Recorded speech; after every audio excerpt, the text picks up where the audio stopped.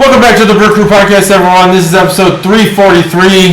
Guess what? Back in the Carriage House Bar with Chuggalos Phil. Yo! What's up? Chuggalos! It's been a while. Yeah, it has been a while. This from behind there. Hope everyone's well. Hope everyone's well. Been doing well this summer. I think everyone's well. Yeah. Depends on who everyone is. Everyone. People. How about my buddy Steph? Steph, he seems good. And where's Matt these days? Steph and I did a long form episode, like 2 hours. Did you really? Yeah, in the Carriage House here. Good on you. Yeah. Excellent. It was fun.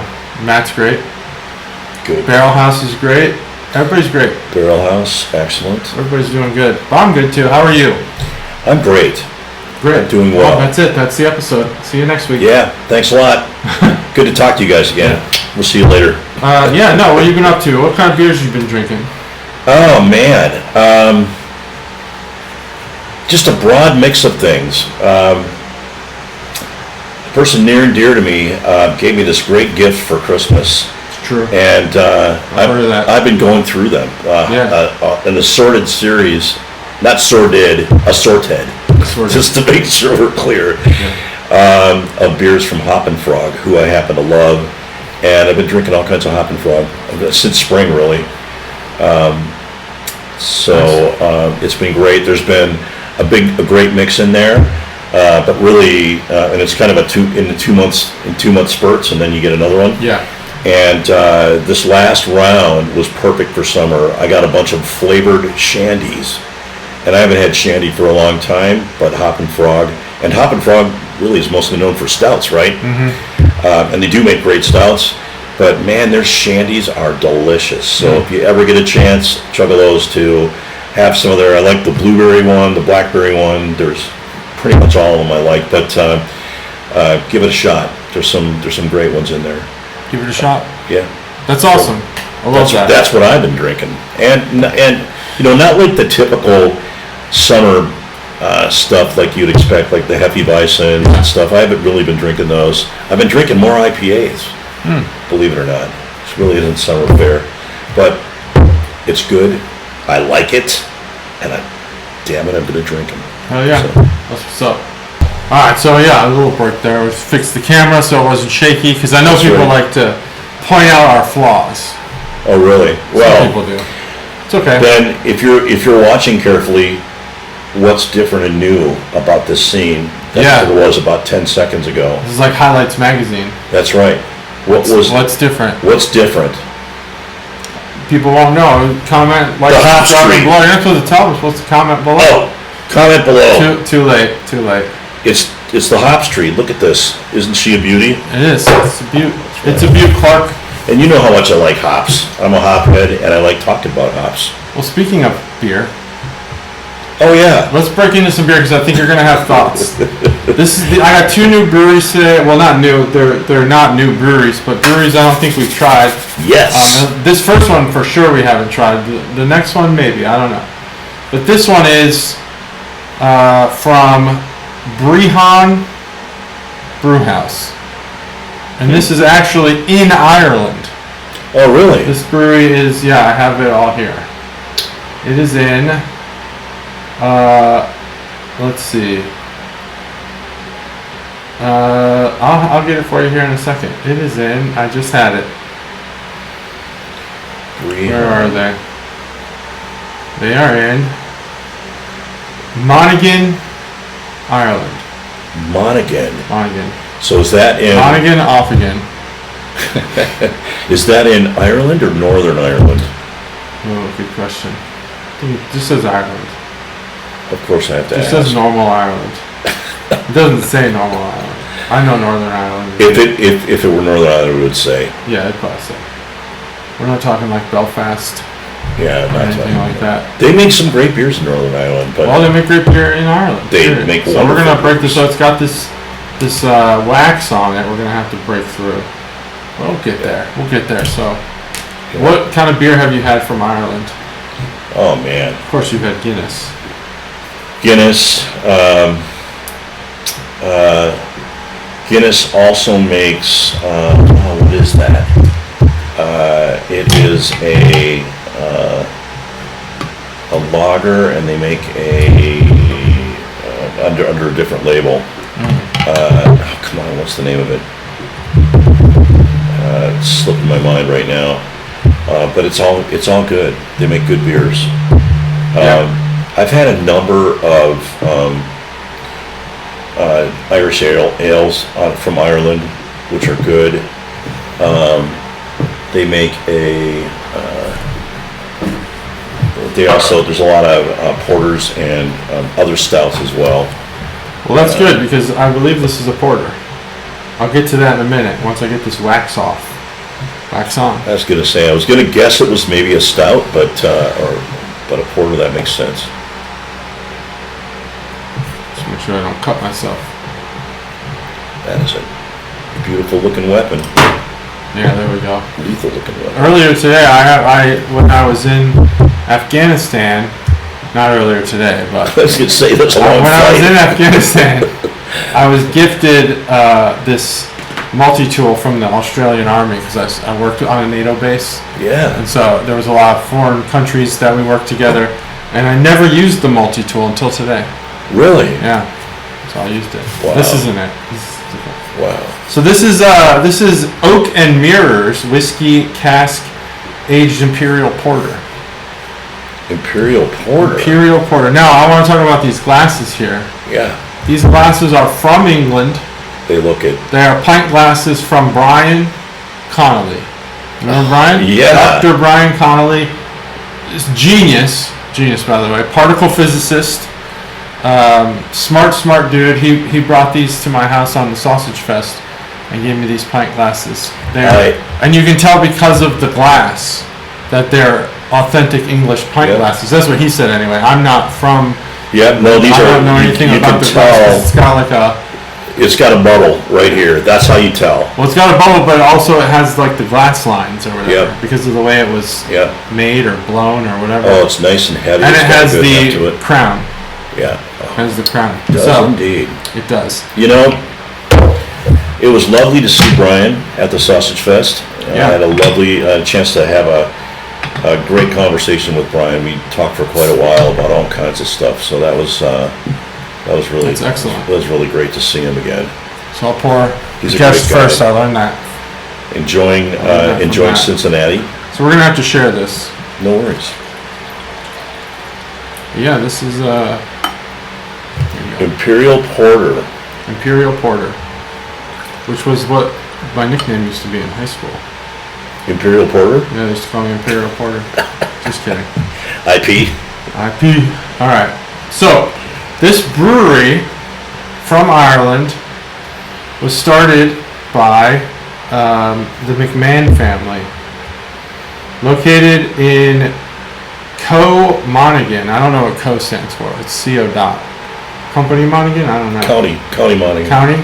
Monaghan. Brehon Brewhouse was founded by dairy farmer Seamus McMahon, very Irish name, Yep. who wanted to diversify his homestead, taking inspiration from the wealth of literary and familial history in the area. Yep. Brehon Brewhouse offers an immersive experience for craft beer enthusiasts, including a visit to the milking parlor. I wonder if they use the milk sugar in their beers. Visitors get to see the master brewer and his apprentice at work. I'm guessing his apprentice is like a dog or something. That'd be awesome if it was. Offering them an immersive experience for craft beer. And it's probably actually a real person.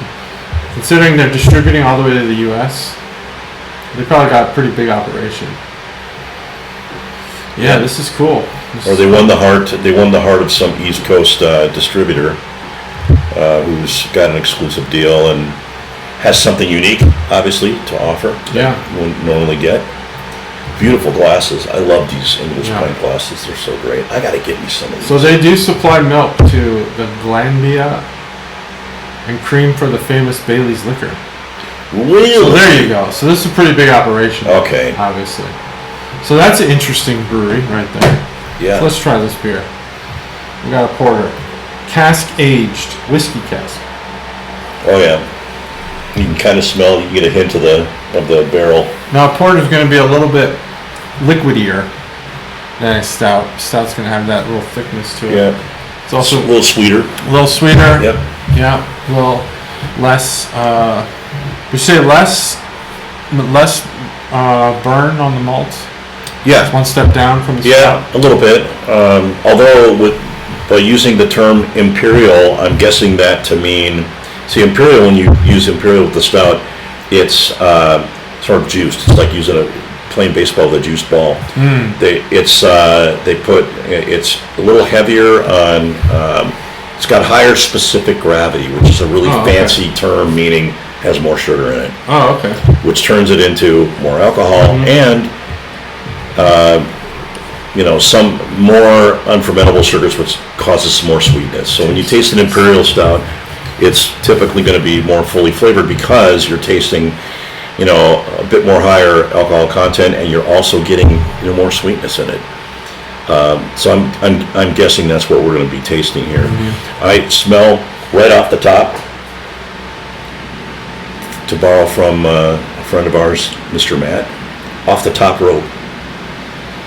I would say it's got some coffee notes in it, and it also, I can smell the barrel, the bourbon. The barrel's prevalent here. I would say that. So this is 2 Stacks Irish whiskey, if you're familiar with that, which I'm not. Offered us some of their freshly emptied single malt casks for smoke and mirrors. Whiskey from their smoke and mirrors. That's why this is oak and mirrors. That makes sense.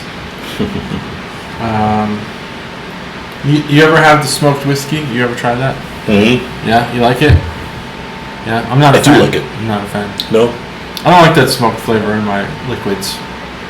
It reminds me a lot of, it's sort of, to me, I'm sure there's a lot of people that disagree with me, but to me, that smoked bourbon is kind of the equivalent of what good Scotch tastes like. Okay. That's peat. That's peat. Where they use peat in the fermentation process, right? It gives it a real smoky character and a real smoky flavor, and so doing that is sort of to me the bourbon equivalent of that. I happen to like that Scotch a lot. Those are my favorite Scotches, like the ones from the North Shore of Scotland, like from Islay and whatnot. But I kind of like it, and I like what it does to beer as well. I mean, the very first one I had was the what was it? I'm going to say Rotten Bastard, but it wasn't Rotten Bastard. It was, what was it? Oh, was it? I don't know. Something bastard. Backwoods Bastard. Backwoods Bastard. Or the other one. Yeah. Not Bastard. It's no. Baptist. The old Baptist or whatever. From who makes that one? That's a popular brewery. Anyway, kind of enjoy those. This is really interesting. My first impressions. Yeah, it's good. It's good beer. Less porter, right? Porter. I mean, less porter than I'm trying to find beers that would make you think. Oh yeah, because you're Phil. You got things to say. I got things to think. I got things to say. Yeah. It's got less porter flavors in it, and definitely more. There's a sweetness to it, a maltiness to it, which you expect. But there's definitely a preponderance though of the bourbon barrel aged flavors to it, but less of that sort of caramel and coffee flavors that I would expect out of a porter. Yeah. That really thick, heavy. Well, maybe warm it up a little bit. Maybe it's not. Maybe it's too cold. I think it's good temperature. I did Cooper Cooler this before. Got it off the shelf at Arrow. If you're looking for it, plenty left. Also try to find a beer there's plenty of. So if you like drinking beer from the company that makes the cream for Bailey's, which good. This has nothing to do with. No. This beer's totally. No, although I'll say, you've got typical of Irish dark beers, stouts, porters. It's got a head. Look at that head. It stays. It's staying, and it will stay. It will stay and stay and stay. That little, they don't get like these overly foamy heads. Anytime you get that, and you're in an Irish pub, people will just give the bartender the business. You got to give the bartender the business. Oh yeah. Don't give the. No. Yeah, I everyone else. But, I was watching some Bar Rescue the other day, and that they fucked that beer up bad. Oh, really? But that's why they needed to be rescued. Yeah. Anyway, it wasn't Ireland. It was in America. But anyway, that's very characteristic, though. You see a small but thick, creamy head, and it is. It's very creamy. It gives a Yeah, it is very creamy. I'll say, if I could put one word on this beer, it'd be silky. It is very nice. Silky. Nice. There used to be a coffee that Folgers would make a long time ago called Black Silk.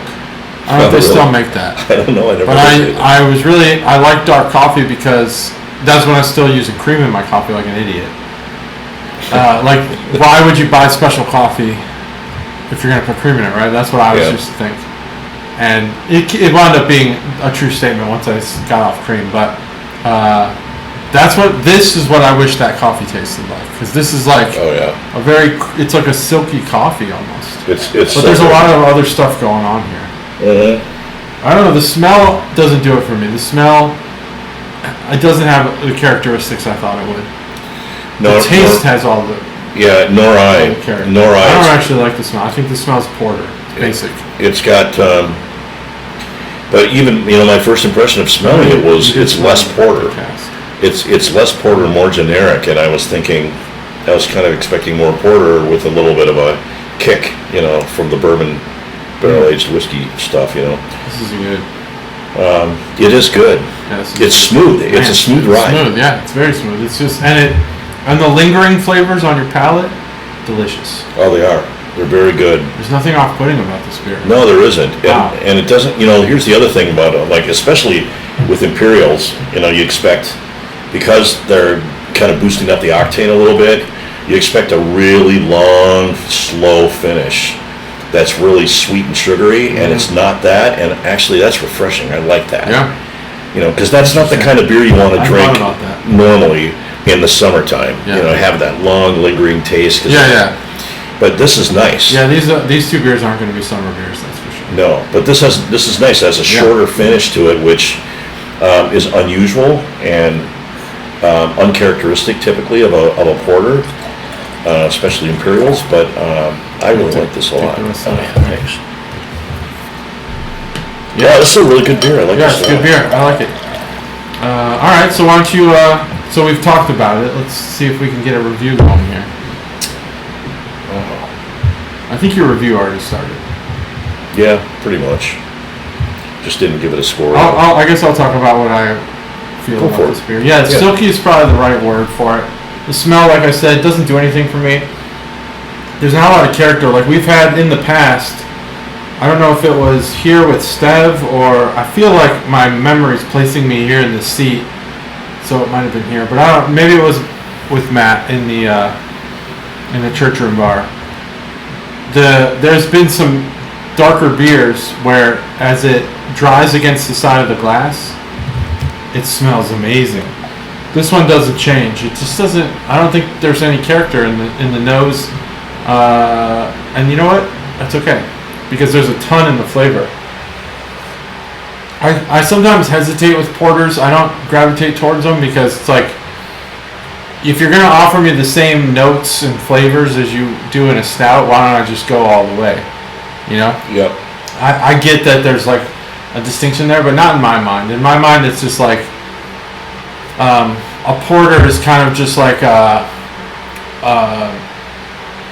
more watery stout, something you can drink colder, and it doesn't have as much pretentiousness to it. So that's the one positive about a porter. Stouts, they get a lot of beer snobs, but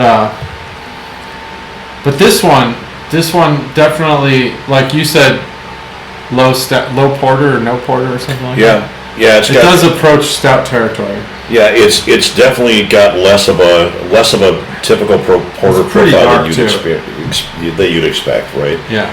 And there's some parts of that are good, the parts that I mentioned, and there's some parts of it that maybe aren't quite so good if you're really expecting to dive into a great porter. This is more crisp than that. And the main difference is the cook.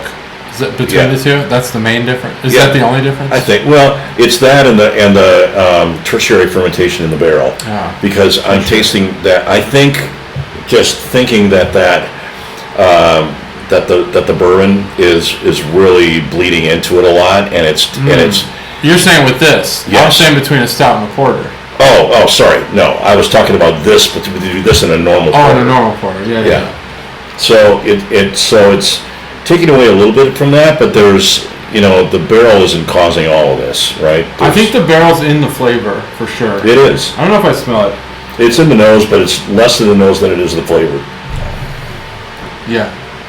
There's some good notes. Some good notes in here. So I think coffee, maybe a little vanilla or something smooth. Something like vanilla. It could be the sugar. It could be like a milk sugar.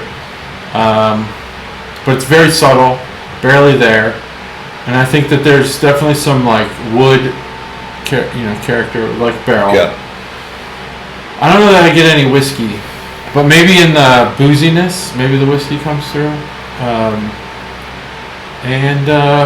It's interesting. I don't know. Yeah, it's just got a very. It is sweet. It does have a sweetness to it. Yeah. Maybe that's where that silkiness comes from. Yeah, there's definitely sweetness there. I had a little burp, and the alcohol went right up to my nose. Oh, okay. So and I was like, oh, there's the whiskey right there. There's the bourbon right there. You guys. So it's definitely in there, but it's not overpowering by any means. I don't think. No. And like I said, it's so.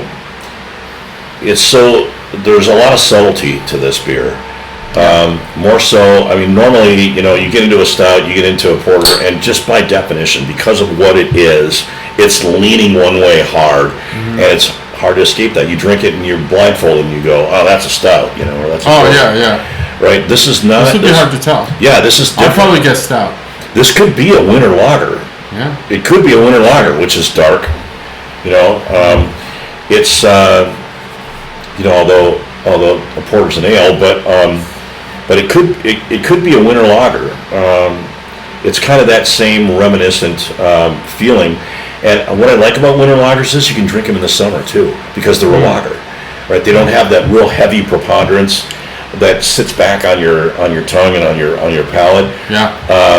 Which kind of makes you thirsty in the summertime. I don't get that at all with this, so that's a good thing. This could be a really great, easy drinking summertime porter, which is a rare thing.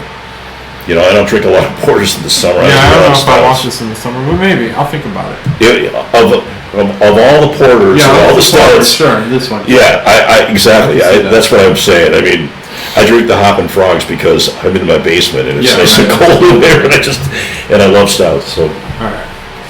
What you got a score on this? Did you just give it? Man, I knew you were gonna ask me.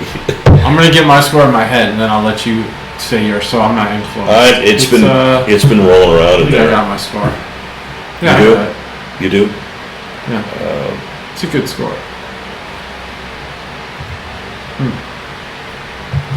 Yeah, Where would I be at this? I'm really torn, and I'll tell you why I'm torn. I've got two scores that I'm vacillating between. This kind of reminds me of the Advent calendar. By the way, what's our countdown now? Oh, we're close. We're getting there. We're a couple months away. 3 months out. You're doing it, right? Yeah. Oh, hell yes. Just making sure. I would not. I would not miss the calendar's where it's at. That reminds me. Get your if you're gonna get a calendar, tell me or Matt, or put it in the comments, and we'll read it. I'm in. I don't know if I already told you that. We need to know by like September. I can't remember, 13th or something like that. I'm definitely in. I would not miss it. That's like a must do. We're trying to get up there in the numbers. Yeah. They're trying to order some special stuff. Last year was a special year. We had some incredible and a credible, diverse, wide variety of different beers, and there were so many good ones. There's going to be this year, I would say, is going to be the most curated year on record. Wow. Plus, Matt and I handpicked 2 kegs that will be tapped on the day of. You didn't watch the Barrel House episode, clearly, because we did that live. We did it live. Sheepishly, SFIL says. Fuck it, we're doing it live. I did. We're doing it live? We did it live. We did we did the Barrel House. We picked two kegs and they took us down into their keg basement.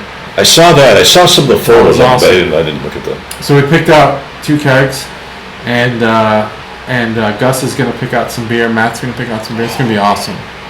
It's gonna be awesome. I'm looking forward Very to it. curated. I'm looking forward to it, as always. I would not miss it. You know, we ought to broadcast live from there. That would be tough because there's so many people. It But we is. could try. It is. I don't know. Maybe we do like a couple shorts or something. Yeah, we could get like someone who's really good with a camera. I know somebody. I happen to know somebody. Oh yeah. All right.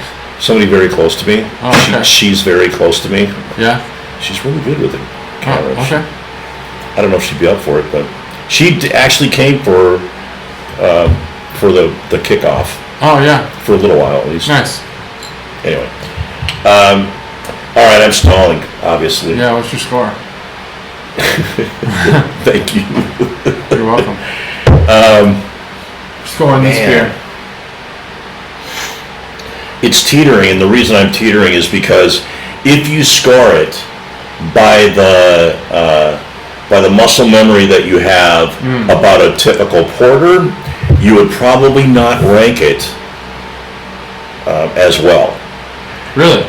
No, you would not. Oh. Because it's not a traditional porter at all. It's very different. But on the other side of that, if you look at it from, wow, this is new. Oh yeah, we're not measuring it up to how similar it is. Right, exactly. Yeah. But sometimes I get caught up in that. Like in the advent calendar, when I taste something that is sensational, I'm always thinking about style, right? And you guys hear me talk about this too a lot. You know, it's a brown ale. Oh, okay, I know what brown ales are. I've had these 5 or 10 brown ales, right? So I tend to match it. So even if you don't like a style, sometimes we've had beers in the advent calendar where we didn't like the style. Right? It's not my preferred style, right? But when I think about that particular offering, and I measure it against the others of that style, I'll go, you know what, that's pretty damn good for that style. I'll actually give it a higher rating than I normally would, you know. But in this case, this beer has some exceptional qualities to it that are not typical porter qualities, which would make you kind of go higher. So I've got this kind of going on right now. Maybe I need another one before I make a score. Okay, no. There aren't anymore. We got one bottle of each. We got to do what we can with each. All right, I'm going to say it's wow. Where are we at? 4.0. Wow, 4.0. That was much lower than I thought you'd go with this beer. Thought you'd go higher, but that's okay. That's the score. 4.0. So what would you do better? I would put some more, you know, like I mentioned up front, I smelled a little bit of coffee, a hint of coffee in there. Didn't taste it at all. Oh, wow. I wanted, which is a very typical porter style flavor. That tasted a lot of coffee. Did you really? Oh man, it was like all coffee. Man, I did not taste it. Wow. So I would want more of that maybe, and a little bit more, not chocolate because that's more of a stout thing, but more of the caramel. You know, they use caramel malt in this. I've talked about caramel malt in the past. It's a little bit. That's what is basically the basis for IPAs is a caramel malt. It makes it a little darker, a little more reddish, more amberish, and it imparts those great caramel flavors to it. I lost some of that in there too, so I'd say a little bit more caramel malt and a little bit more coffee hints. So that's what I would have done differently, but I don't think 4.0 is a bad score. 4.0 is a good score. Yeah. It's not as close to 5 as maybe we've given in the past. But True. Well, I'm at a 4 or 5 on this beer. Ah, yes. Yeah, 4 or 5. Nice. I think this is a really, really good porter. I think it has all of the right notes. I think it has a lot of the right notes, and it could use more of them. That's why it's a 4 or 5. Yeah. But I think that the drink is what makes this exceptional. It's got that silky smoothness to it that really makes this beer enjoyable. I don't know about the refreshness factor or the summer versus winter factor. Personally, I think that this beer is just smooth. It is just like the definition of smooth, really. It is. I mean, there's this beer really. It is what it is. I don't like that term, but Like, it owns what it is. It does. And I do taste the coffee. And I think that there's probably a couple more things in that flavor. Some maybe sugar or vanilla, something like that. Yep. It's just, I want more of something. Not sure what. That's always. That's it. But keep that smoothness. Keep Yeah. that. So 4 or 5 is a great score. 4 Probably the highest porter I've ever 4 rated. or 5. That's the highest scoring porter I've ever heard from you. Yeah, for sure. Which is amazing. I love that. I think that's great. So yeah, we're good. See, so you can still tell that my score is still somewhat impacted by, or maybe you can even say biased by, my experience of porters. But it shouldn't take away from the things that I really love about this, which is exactly what John said. It's a very smooth drink. It's very drinkable. It doesn't leave the too long lingering finish on there that makes you just thirsty and go, like I want to have a couple of glasses of water to clear my palate, kind of a thing. It doesn't do any of that. So it is very drinkable. It's got a much shorter finish to it than a typical porter does, which, like I said, for me, seasonally, I don't like Hefeweizens. I never have. There's something in the flavor of a Hefeweizen that just makes my head want to explode. So I don't do that. I don't drink them very often, and I don't really care for them. I know a lot of people love them, especially in the summertime. I'd rather drink this in the summertime than drink a Hefeweizen. So, which is not very characteristic or normal for a porter. So listen to this guy. That's great. That's awesome. That's where it's at. I think it's great. 4.5 is a great score. Yeah, I agree. 4.0 is a fine score. It's just not my score. Yeah, I just wanted to make sure I benched a score that was not, discouraging, because it shouldn't be. It's a great beer.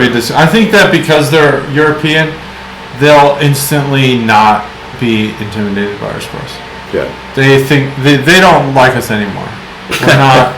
We don't have. Maybe they never did. We don't have any pull or sway. We're not. Whereas I believe we do. I think we as absolutely Americans do. Our opinions are valid.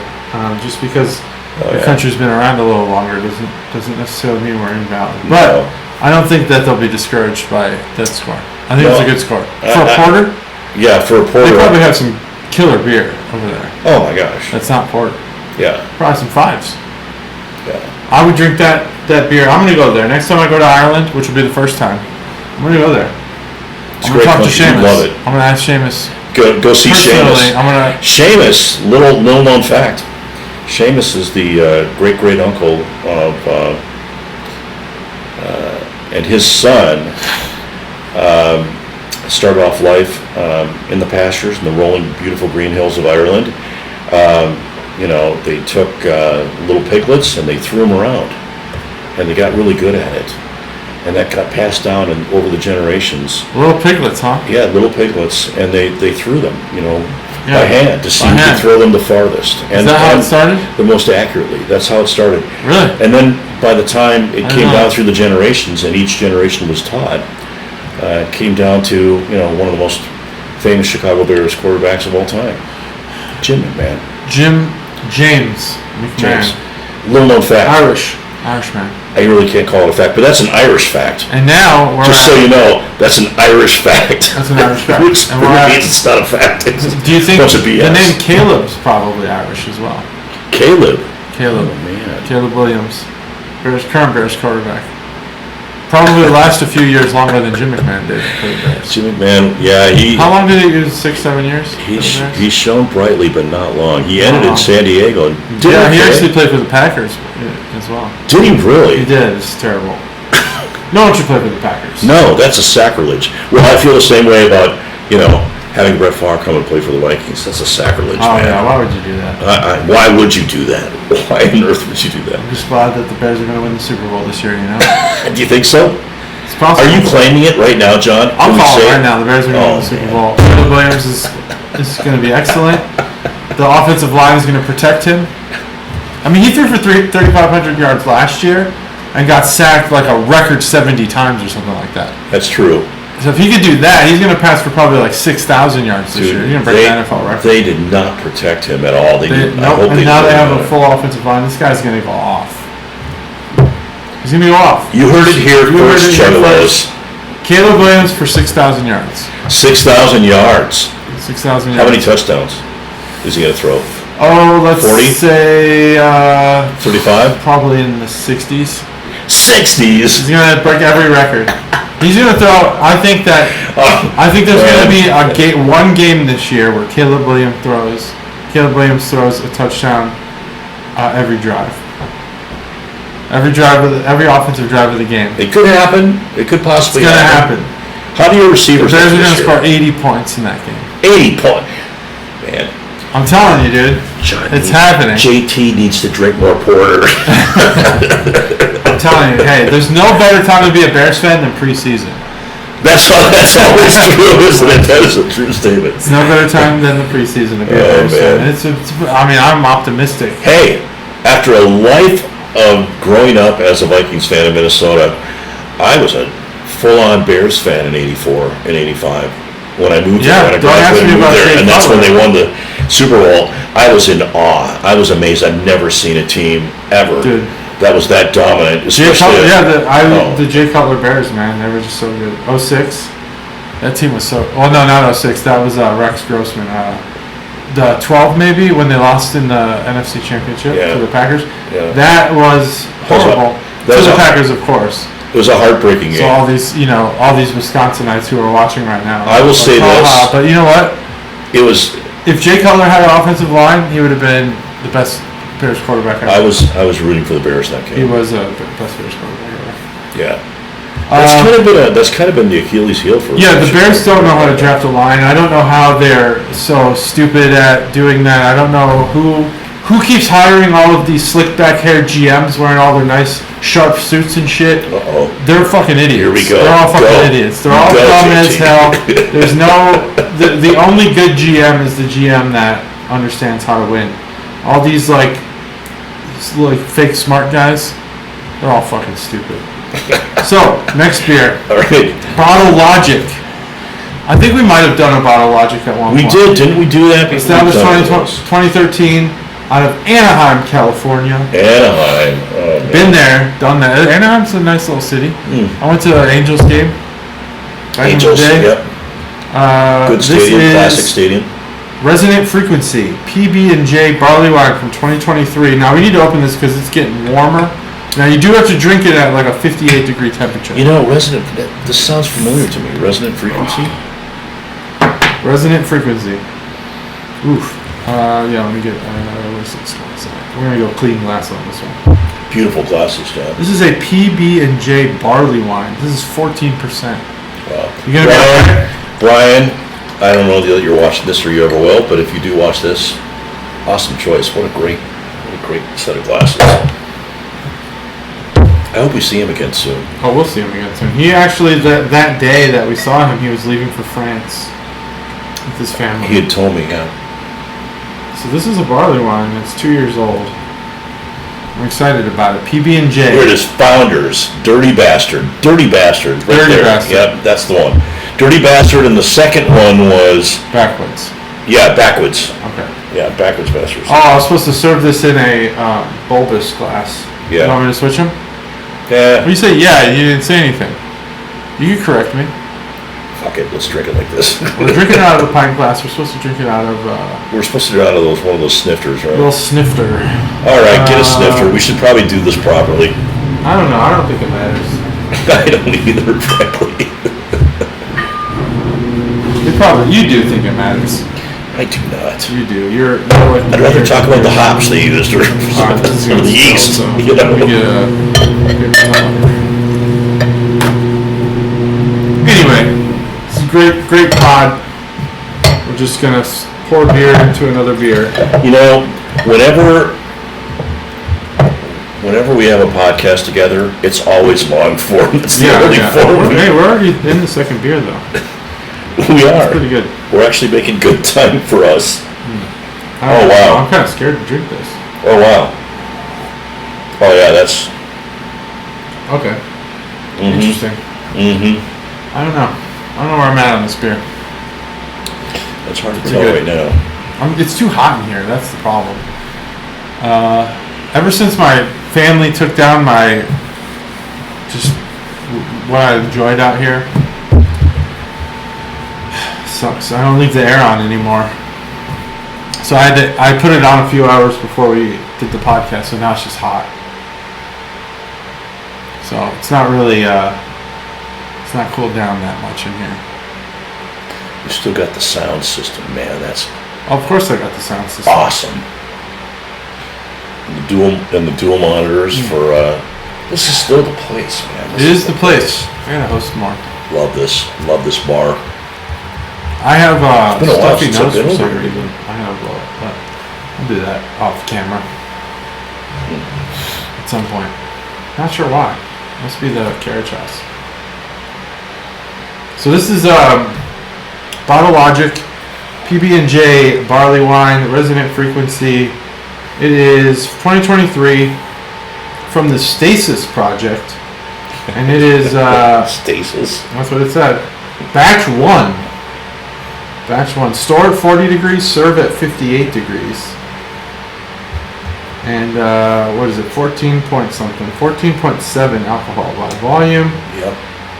The viscometer is at a 6.5. Wow. What does that mean? That's how thick it is? Yeah, viscosity, thickness, yeah. Joint mission, OMB. There's so much going on. What does that bottle, 6.5 mean? What's that measured against? I don't know. I don't freaking know either. It's measured against oil. It's measured against solids. Oil. Chainsaw oil. Chainsaw oil. Something. It says food pairings: smoked cheddar, glazed meatballs, and homemade cream puffs. After you've had a couple of these, you'll probably want to eat all of those. Yeah. Not because it pairs well. Just Like a PB&J sandwich, sometimes the best things in life are the simplest. wow. Is a PB&J the simplest? I don't think so. Yeah. Got a lot of complex flavors. What's simpler than a PB&J? A lot of things are. Like cheese. Cheese. They just take it out, serve Well, it. look. The first thing they said for pairings, smoked cheese. Smoked cheese in this. I'm beer? down with I that. don't know, maybe. I'm not Meat smelling sticks? any smoked cheese in here, though. No. They didn't say that there's cheese in this. No, they didn't. Or any even cheese esters. I don't know. This is really interesting. I wish it was not as hot in here as it is. I'm just like struggling to enjoy it. The beer.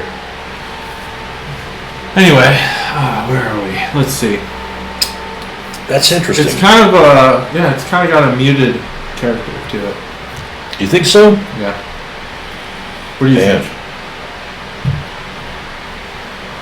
I'll tell you the first impression I got, and this is going to sound negative, but I'm not meaning it to be.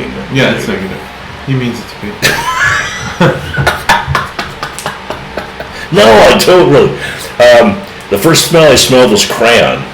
Crayon. You know that crayon smell when you were a kid and you sharpen the crayons and then you put Yeah, them like this I and like smell the smell them? of crayons. Me too. I like the smell of crayon. That's a good. I'm glad that you're talking about something not edible, Right. because I do that a lot. It's not a pretentious thing. It's like, No. you smell crayons. Yeah. I smell crayons in there. But Right, then I also don't smelled know my like, nose, I can't do it anymore. Otherwise I it's- smelled fruity. I smelled fruity essence, and I will cut this part out. that's Grandma Stuffy right JT. now. I'm not sure why. Alright. My grandma used to do the big old honkers. All right, we might have to cut that one out too. You know, this episode title is now Grandma's Big Old Honkers. Oh man. That's going to be taken totally wrong. Yeah. Well, we'll see. No. I don't know about this beer. Oh, it's meant to be perplexing. It's meant to be perplexing. They put peanut butter in here. They put blackberry jam. They put what else? They put Oh, it's from a brandy cask. brandy cask. So you got that going for you. Which we didn't have a brandy cask for the last one. We had These are roasted peanuts, not peanut butter. roasted peanuts to get the peanut butter and jelly experience, like a blackberry jam. I've definitely tasted blackberries in there, and I smelled a little bit. It smelled a little bit of the peanuts, I don't know about the peanuts. and I'm tasting the peanut butter on the finish. And I'm definitely tasting the berries right up front. Right up front when it first goes in the front of the tongue where your sweetness part is. It's sweet. It's sweet. It's definitely got lots of sugar in it, which is so how much it sugar. gets. It's almost too much sugar. Yeah, which it is. Weird for me. It is. That's how they gas the alcohol content to be a barley wine. But sometimes that's good. Sometimes that takes away from it a little bit. I think, because you're just juicing the alcohol up, and it takes a little bit away from the flavor a little bit. But there's a lot of complex flavors in there. Yeah. BA. BA. There's so much going on in this bottle. I'll show it to the viewer. Here. It is. It's a show them. It's a crazy amount of data that's in that bottle. So much data. Look at that. Look at that. I'll go slow. Oh yeah. There you go.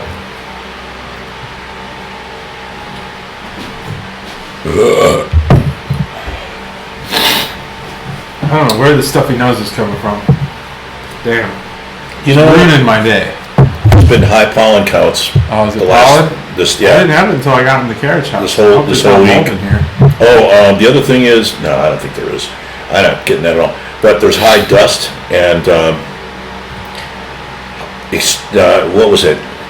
Because Elaine and I looked on the weather thing like 2 days ago or whatever, and because of the heat and the humidity, it's extreme dust and dander, which is not good for you. Oh yeah, I don't like dander. I gotta blow my nose again. So see dander.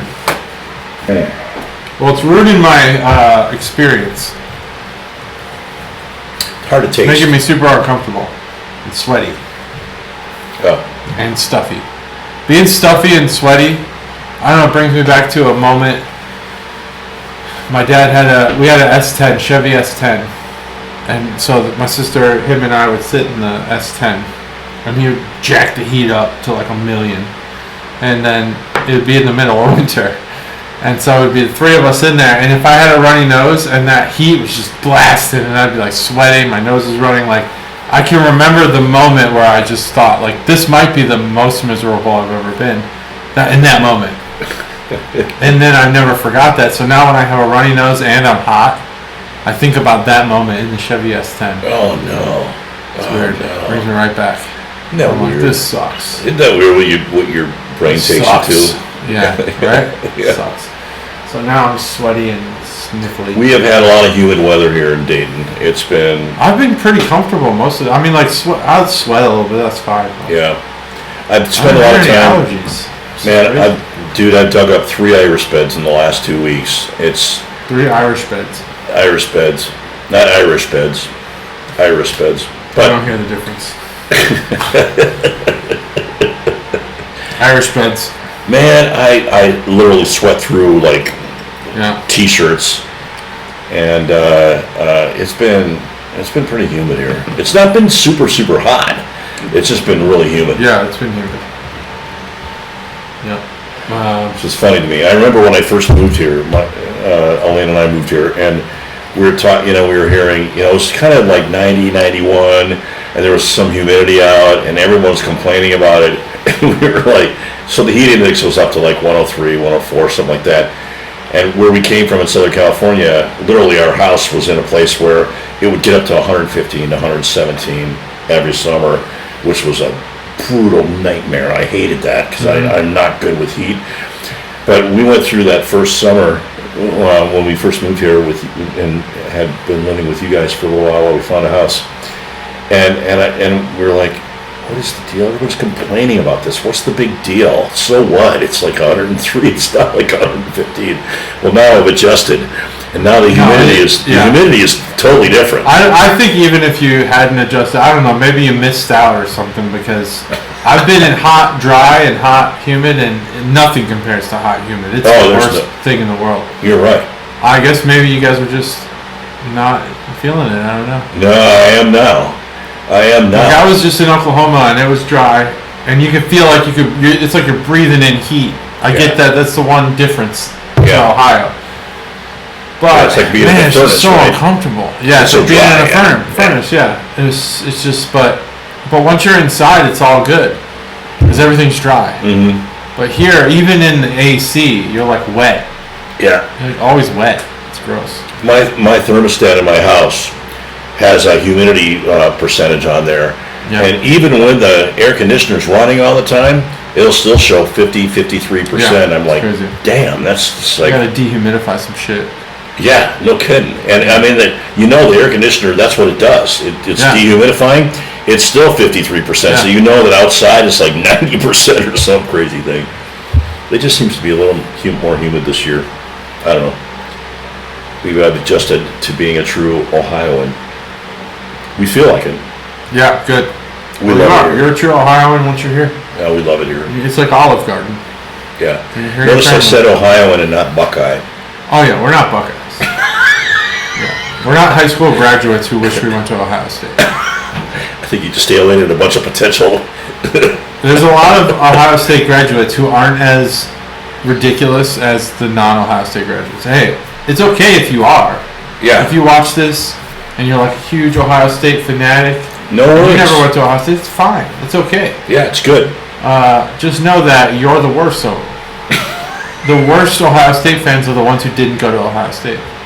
That's probably the right. best Ohio State fans are the ones who did. Yeah. Because they're like, this is great. I love winning. Winning's great. Yeah, right? winning is nice good. little rivalry with Michigan. Yeah. But the ones who didn't go there, I mean, it's like, holy crap, dude. There's some really funny videos on Instagram of like people being interviewed at Ohio State games, and they're just like crazed fans. And they're like, where did you go to school? And they're like, nowhere. Or Miami or St. Clair Community College University, St. Clair, whatever it is. And all of those are good options. There's nothing bad about any of those options. Just funny. They're just not Ohio State. The most fanatical fans are the non-Ohio State graduates. I know I told you this before, but in light of this conversation, I gotta share with my fellow Chuggalos. So, when I first moved here, one of the things I loved to do with my JT's kids, my grandkids, was to take them to Hasty Tasty. Hasty Tasty, they'll still do that with you if you take them. I haven't been there for a long Why don't you, time. I should do it. They'll go with you any day. I think call them up, dude. I'm gonna do it. But we used to go. Call them up. Well, that first fall, I don't know. We went to like a Oakwood football game. Yeah. And at the game, they were selling stuff like they were selling merch like half off to try to get rid of it. Yeah. And I got this really great like this rain jacket that was lined and stuff. Yeah. So it's good for fall. Kind of had a little liner in it. And of course, the Oakwood colors. Yep. Blue and gold. Blue and gold. And I happened to be wearing this one morning when I took the boys up to Hasty Tasty. I walked in. The servers, the owner, the cooks, and everybody in there was wearing silver and red, whatever the hell. Whatever they're called. They call it a different color, but it's silver and red, right? And literally, it was like you walk into a movie set, and everyone's talking, and then everyone stops and turns and looks, and the gal that seats everybody said, "You have to take that off." In front of everybody in the whole place. I was like, I'm sorry, take what off? I had no idea. Yeah. I was from California. I was like, I have no idea. What are you talking about? She goes, that jacket. You got to take that jacket off right now. And I was like, okay, why? And she said, look at the colors you're wearing. And I got it. I was like, oh shit. Shoot. And they were playing Michigan that weekend. And that day. And I said, Oh no! See that's from Oakwood High School. My grandsons go to, Oakwood High School. Take that jacket off right now. They were. What the fudge? But I'm kind of guessing maybe that there's probably very few people that were in Hasty Tasty that day that had actually gone to Ohio State. Although they were obviously very loyal, great fans. Great fans. Yeah. I don't know. Michigan's a good school too. I love Jim Harbaugh. I actually feel like it's harder to get in academically to Michigan than Michigan's than a great State. Michigan is a very competitive school. Michigan's a great school. They got a great business school. They have a good school. Yeah, great programs. Yeah, so people don't like to admit it, but Michigan's a pretty good school. And I've always loved Harbaugh. And Harbaugh finished his career. Not only was he a Bears quarterback, and obviously a Colts quarterback before Peyton, but he ended his career in San Diego. So I got to see him a lot. And I'm going to say right now, I'm going to put this on the table. Not that they weren't great before, but Jim Harbaugh was there when they drafted both Drew Brees and Phillip Rivers, and they both sat on the bench watching him, mentoring with him in his last few days in the NFL. Yeah. And look what Jim Harbaugh's gone on to be. So can you imagine how well he mentored those two? Yeah. And they're both Hall of Fame quarterbacks. Drew Brees and Rivers never won a Super Bowl, but that was not his fault. But Harbaugh's amazing. That guy's unbelievable. He's getting fined for spying, right? Or videotaping practices or something. But who wouldn't want to have... Harbaugh went from University of San Diego, Catholic private university, right? A nobody, right? He takes that program. That was his first coaching gig.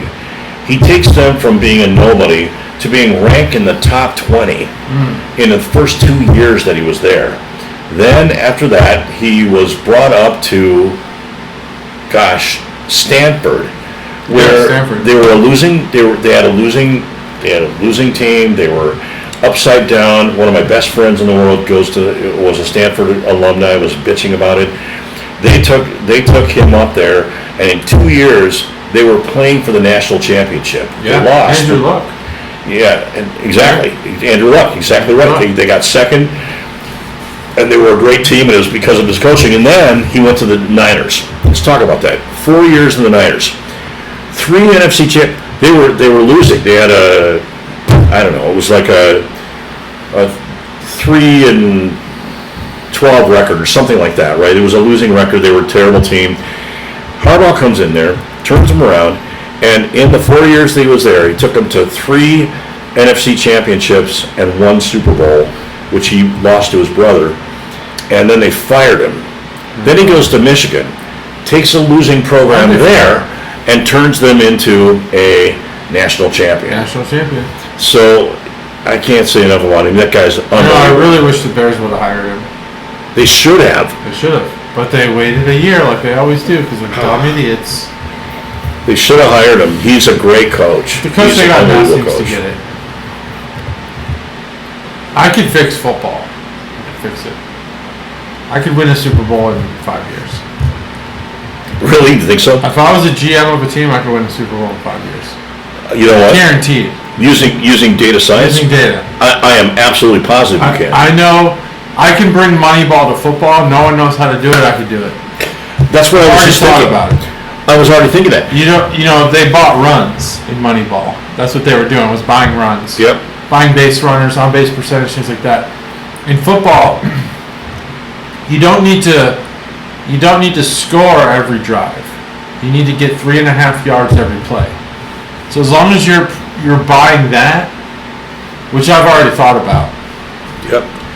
I think the key. Well, I won't reveal it because I'm gonna make a lot of money doing this. But I can fix football. It will be the most boring sport of all time if I'm in charge. But we'll win a lot. By a lot too. By a lot of points. That's it. If you can just consistently guarantee, have a program and a team that follows the program, it's kind of like the triangle offense, right? Like Phil Jackson had, right? Like if you can actually instill belief in the program, in all the players there, you're going to win, and you're going to win big. And I think a lot of you think of 3.5 yards. What is that? It's a fullback up the middle. It's a fullback up the middle. It's a running back in a sweep, Yep. Or an off 3.5 tackle. yards every play. You win, and you win every game. Right. And then, by the way, every 4th or 5th play, then you pass, right? And you use maybe a San Francisco kind of underneath, attack or whatever. Passing. Passing's stupid. Passing, statistically, way too high risk. Get rid of passing. But in my game, there'll be no passing. I think And you'll never stop us. whatever the case is, You'll never stop us. If Everyone right now is like, we'll stop you. yeah. Because we have safeties and we have linemen who will, nope, you won't. I've already thought it through. I can win a Super Bowl in 5 years. I guarantee it. I guarantee it. I tell you, if you mix up the game and you do it right, you know, Bill Walton rarely threw the bomb, right? He was obviously West Coast offense, all throwing and all that stuff, right? But you know, look who he had in the backfield, Roger Craig. You know, he had a great backfield, and they could mix it up so that it was just enough to offset the defense to not be able to predict what they were going to do next, right? But I think if you do it this way, this is like a smash mouth football, you know, Central Division, you know, That's it. old core thing. But mix it up with some passing to throw them off beat, right? You've got it. I will literally do predictable things and I'll still win. Guarantee it. Because I've already thought this through. Because of data science. Yeah.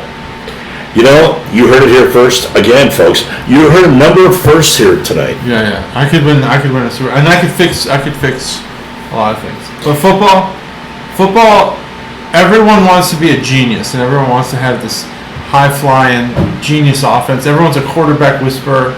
The quarterback position, get rid of it. Wide receivers, get rid of them. While other people are still trying to find high draft safeties, don't need them. I will say this. I think in our modern game that we play now, the running game has been woefully left behind. And you've got some amazing, talented running backs. Yeah, well, that's because you're relying too much on the running back. Yeah, maybe. I think it's because Why have the Bears not won a Super Bowl in a long time? Because of their linemen. It's exactly. The game is won on the line. On the line. And that's it. You know, that's data science. And pass protection is different than opening up holes for runners.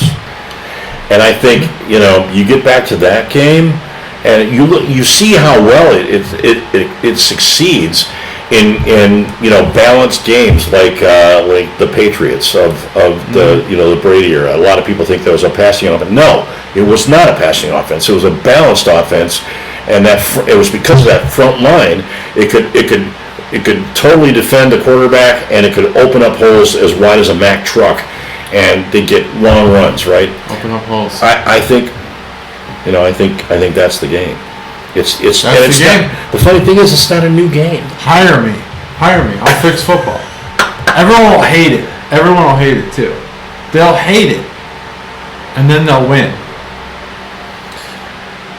Hire him, and then hire me. I'll run all the models. I'll help. Yeah, that's all you need. Just give me a Databricks instance. Databricks and a little Python. We're there. Oh yeah. We're done. I will win a Super Bowl in 5 years. You hire me. Hire me right now.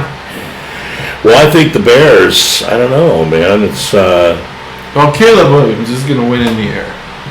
Because everyone in the NFL is still playing the same game. No matter how smart these guys say they are, they're not smart. There's nothing really different about it. This is why Matt Nagy was a shitty coach. This is why Mark Trestman was a shitty coach. This is why every Bears coach sucks. Because they think that they know something. They don't know shit. If you're still, if you're just playing a regular offense and defense, well, you don't know shit. You don't always have to reinvent things. Right. You can look at the past and see what people have done and understand, you know, what was successful in those days and why they were so successful. And I always look back at the '84 Bears and think how people, you know, talk about them still all the time, and how people still, even though they talk about them, they seem to forget what it was that they were. They were a good offense, maybe certainly above average, right? But you know what made the Bears tick that year was their defense was unbelievable. Defense matters. That's the best defense I've ever seen, and I grew up in Minnesota with the Purple People Eaters. It always had great defenses, and the Bears defense in '84 was the best defense I've ever seen in my life. Mm-hmm. They were dominating. They first was the first or second game of the playoffs. The first game of the playoffs, They beat the Dallas Cowboys, who had won, I don't know, how many Super Bowls in the last 10 years before that, right?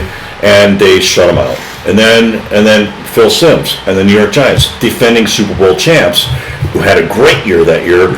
They came to Chicago. They got shut out. That Phil was Simms. Who cares? That was the bear. They embarrassed him. They had him on his back. Garbage. They sacked him. They intercepted him. It was the 43 defense, fencing, sacking the quarterback. To some fucking pregame. Oh, shit. It was unbelievable. Whatever you are. So it was these things that got them to the Super Bowl, and then who do they get to play? They got to play the Patriots, who are not the Patriots that we think. They're not even a real team at that point. They weren't a real team, and I don't even know how they scored 10 points. They got the crap beat up. Well, 42-10. The touchdown in the fourth quarter was a mercy touchdown. Oh, it was a garbage time. It was scrubs were playing. Scrubs. The Bears were already celebrating. It was 40. Walter Payton was already locking himself in the closet. 43-3 or something. Do you think he could score a touchdown?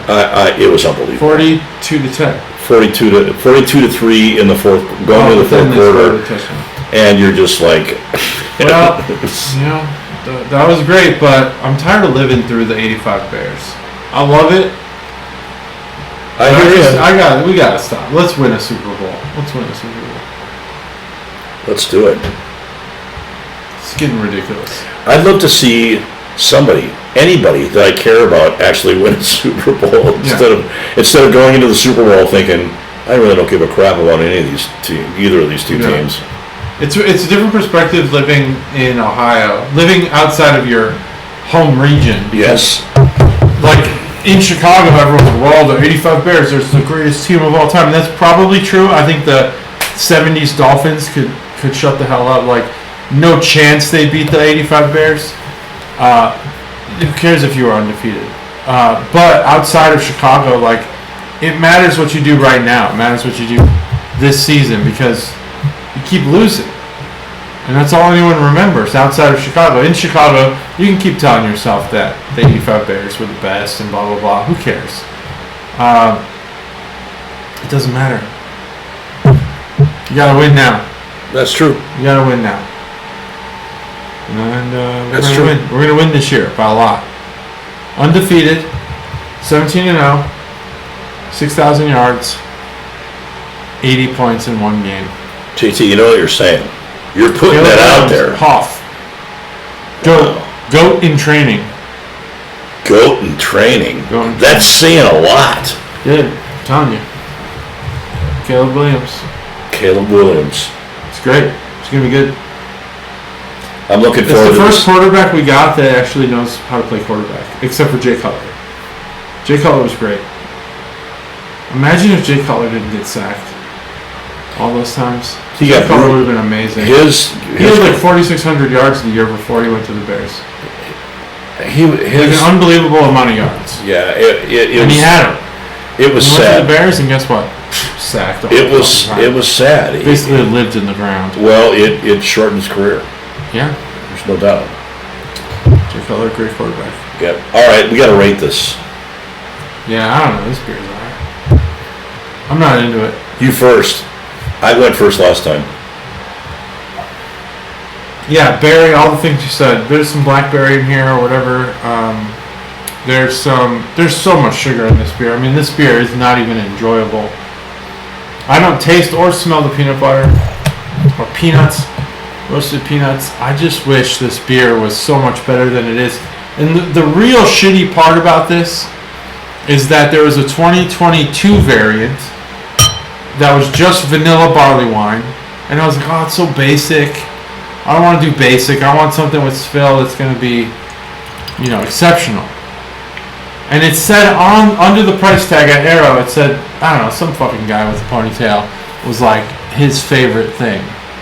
Oh, really? And I see this guy every time I go to Arrow. And he's always like, you need help? And I'm like, no, I'm good.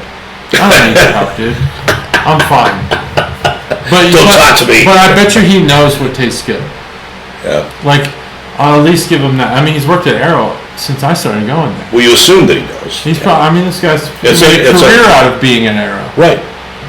And he knows beer. And it said it was just it was like one of his top beers in the store, and I said, it's vanilla, Madagascar vanilla, like all these other fucking beers. It's played out, you know. I was like, I'm gonna get this one, PB&J. I bet you it tastes good. Yeah. This beer sucks. This beer is not enjoyable. It's so sweet, and it's so like, I don't know. It's like I don't know. It's just too sweet. It's almost sticky. That's exactly what I was gonna say. It's sticky on your lips and your tongue. Yeah. Like my lips are sticking together right now. I'm licking my lips to it's get hard it off. to drink even. It's like, I don't know, when you have you ever I mean, it's a really hard thing to draw a parallel to, because there's so many situations that aren't like this. But like, I can't say that there's ever a time where I've put too much like chocolate on ice cream, because that's not the thing. It's not possible.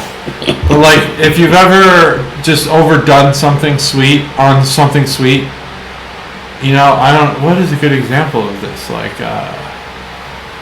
we're just like, oh yeah, I just made this enjoyable thing not enjoyable anymore. I can't figure it out. Can you imagine putting something sweet, if this were even possible, on top of cotton candy? Yeah, okay, there's a good example. No, yeah. It would be like, okay, yeah, that's, you don't want that. Yeah, that's way too much. So, let's say that. Or like, I know that this used to be a thing in like the old days, but we had in my hometown of Illinois, of Hillside, Illinois, they used to have a fountain, you know, bar or whatever, that you could sit at the bar like this, and then, pour you a fucking fountain drink. And they would put chocolate in it, in a Coke. That's too much. It's too much. Chocolate in a Coke, it's too much. Like, yeah, maybe a kid likes it, but no, it's too much. It's too much sugar. And I remember that. I don't remember what that place was called, though. Maybe my mom knows. Mom, do you remember? It was on, I don't know, Manheim, or maybe Wolf Road. Butterfield, maybe? Was it a drugstore, like an old school drugstore? No, it's got a soda shop. Yeah, soda shop. Yeah, that's it. We used to have those back in the I day, don't know. and you'd go into the soda Chocolate shop, Coke's fucking terrible, man. and they'd have a soda fountain. Yeah. You could mix anything. And Yeah, you they'd can have mix anything. They'd have like a chocolate soda, Yeah, a menu of all vanilla these soda. dumbass things. I mean, I liked everything but the chocolate. It was way too much. It's too much. Way too much. That's what this is. Too much. It's and you need to amp up that peanut butter. I mean, come on, man. Like, that's literally. So maybe let me ask you this: when you make a peanut butter and jelly sandwich, where are you at on the proportions? Oh, my wife will tell you. Elena will tell you. I put way more peanut butter on it than anything else. In our house, if you don't have a slight fear for your life with how much peanut butter is on this sandwich, then you haven't made a peanut butter. It's not enough. You basically just made a jelly sandwich. Yeah, it's not enough. You need to put so much peanut butter on that the sandwich weighs. Oh, hell yes. It's hefty, and you have to eat it like this, because if you try to do this, it's just gonna fall apart. See, I often think about that, and I think my grandsons, they like a lot of the things exactly the way I do. I mean, we're not blood related. I don't think but they should be.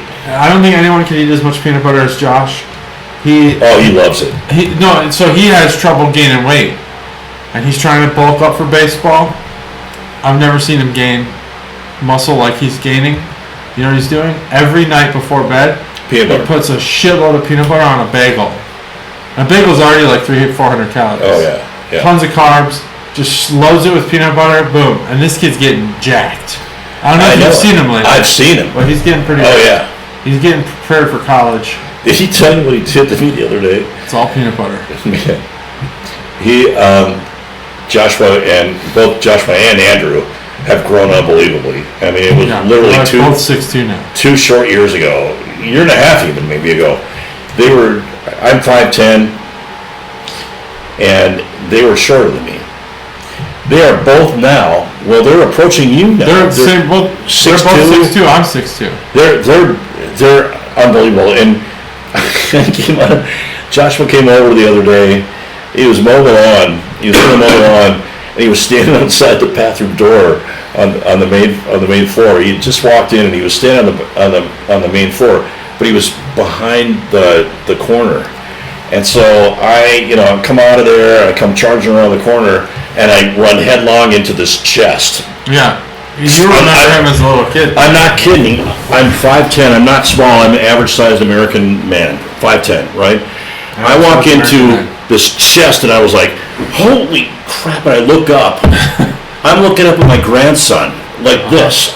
I'm not even kidding. Yeah, and I was like, he scared the crap out of me. He was laughing. All peanut butter right there. Yeah, that's built-up peanut butter. Kids eat peanut butter. So that's what you need to do to this beer. You need to amp it up with peanut butter. No one's eating a jelly sandwich. That's dumb as hell. No one eats that shit. If you want just jelly on bread, you make toast. And you put butter and jelly on it. No one eats fucking jelly sandwiches. You gotta amp up the peanut butter. That's gotta be the main component here. And you had the perfect vessel because the actual barley wine part of this beer isn't bad. It's not bad. It's just you sugared the shit out of this beer, and I don't know what to do about it. I'm upset because I really wanted this to be phenomenal. And I feel bad for Bottle Logic because I'm sure you make good beer, and I'm sure that vanilla one that was the guy at the store's favorite beer is probably great. And I should have just listened to my gut and went with the vanilla, but I went with the PB&J, and I don't like it. It's too sweet. Even the jelly flavor, that berry, isn't that great. It's fine. It's prevalent and it does taste like jelly, but it's not good. Where are you at? I'll give my score after you're done with your like. I've got to agree with what JT said. It's very confused. A confused beer. It's a confused beer. It is. It totally is. I don't know. I think he knows what it is.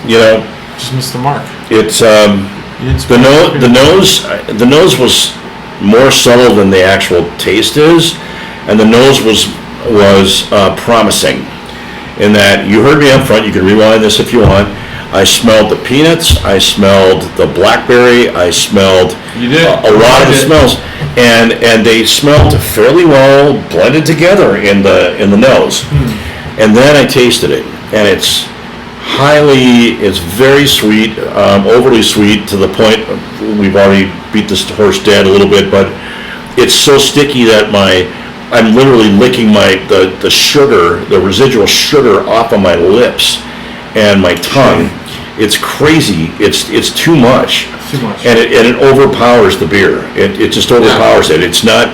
You have a good base. There's a good base there. There was a good base. You just overdid it. And in an effort to make it a barley wine, you had to put that sugar in there, and I mean, you had the caramel malt in there. The caramel malt's beautiful. You had the grape brandy in there, which probably actually put you over the top as far as sugar goes. Yeah, probably. But then you had the roasted peanuts, which were very subtle, and the sweet berry jam. Enough roasted peanuts. What we didn't get was a lot of those flavors. When you smell it, you can smell them. That's great, but we don't buy and drink these to smell them. That's just a kind of a precursor to what we think we're going to get. We buy these to drink them. Right, and when we drank it, what we got was a lot of sugar and a lot of high alcohol content, a lot of high specific gravity. So which smothered everything. I truly believe that for Bottle Logic that those flavors were all in there. I just think that it was smothered by the alcohol and the sugar, the residual sugar. Yeah.